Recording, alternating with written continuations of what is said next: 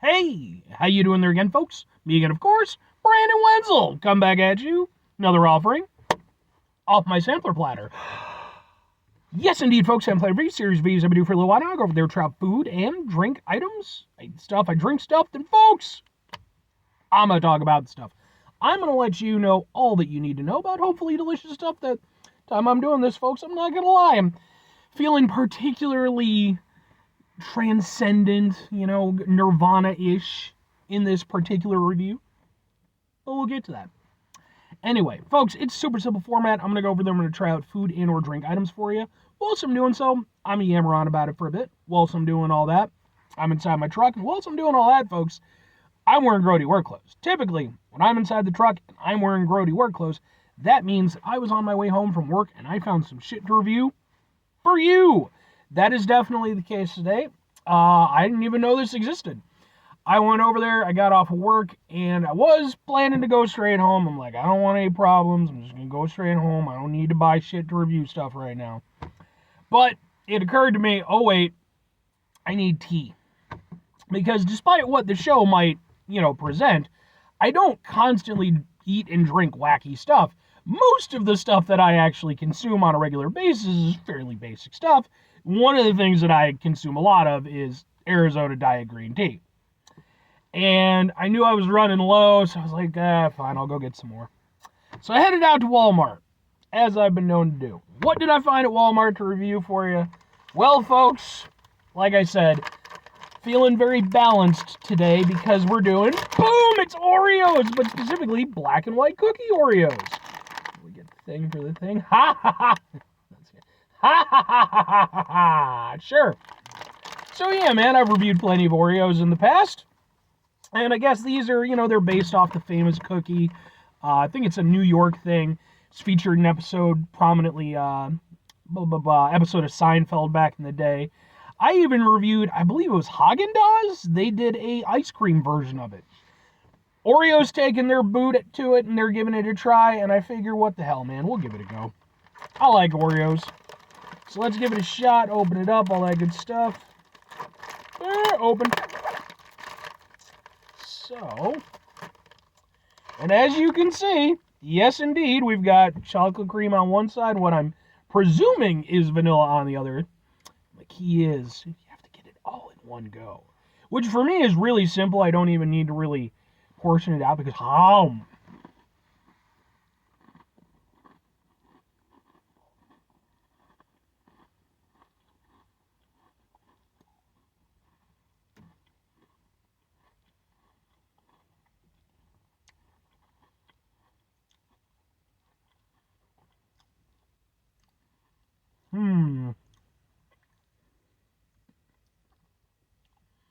Okay, I'm down with that.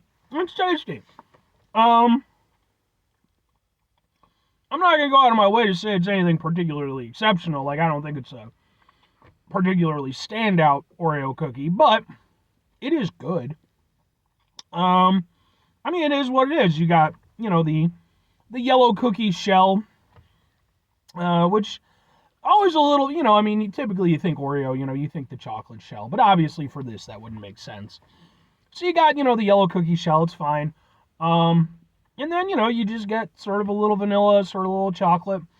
You do get like sort of a blending of the flavors, but I was a little bit surprised in that it seemed like I was getting more of the vanilla cream than the chocolate, but then eventually the chocolate kind of kicked in and that was kind of overtook it. So I mean, yeah, it's, what, it's good. I like it. We'll go over there, we'll have a bite from like a proper, an actual human being instead of some sort of wild animal.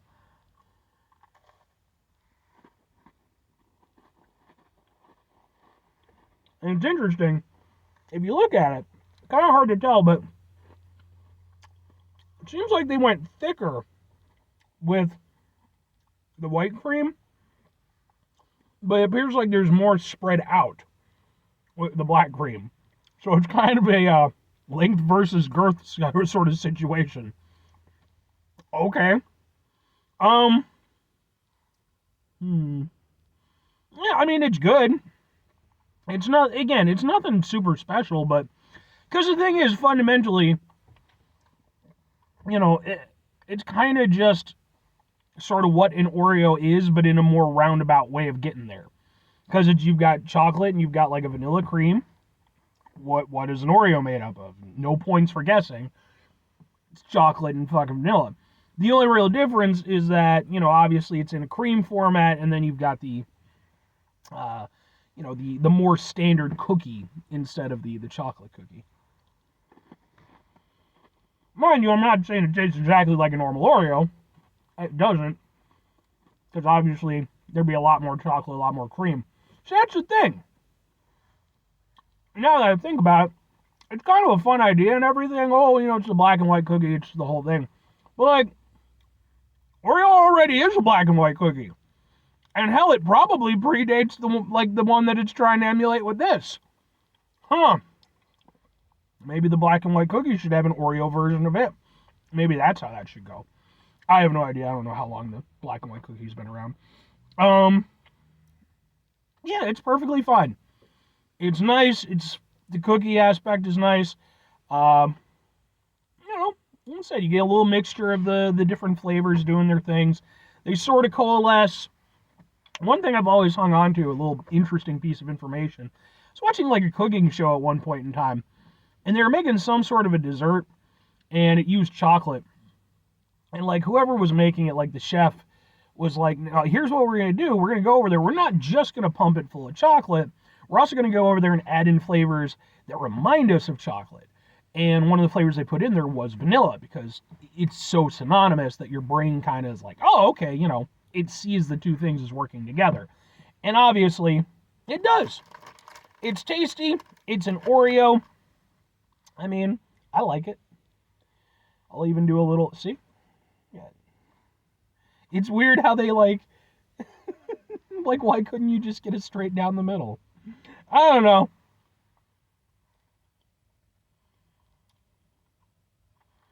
And then the thing is, I know what they did.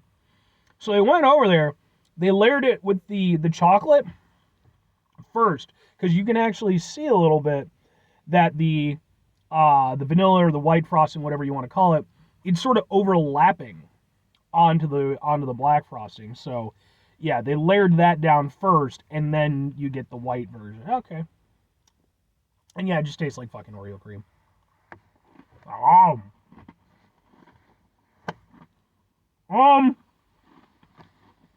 Two questions have to be asked. Would I get them again? Would I recommend them? Maybe, kinda. I'll be honest with you.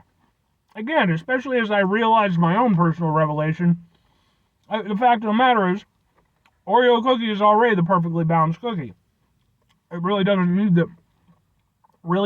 this particular iteration to do the thing. But that said, I don't dislike it, and I do like the cookie aspect of it. Like, that is honestly probably the most interesting part about it. Not so much how the chocolate and vanilla play together, because, again, that just works. But that in combination with the cookie, as the whole thing, that's where it's sort of becoming, again, more evocative of the famous cookie.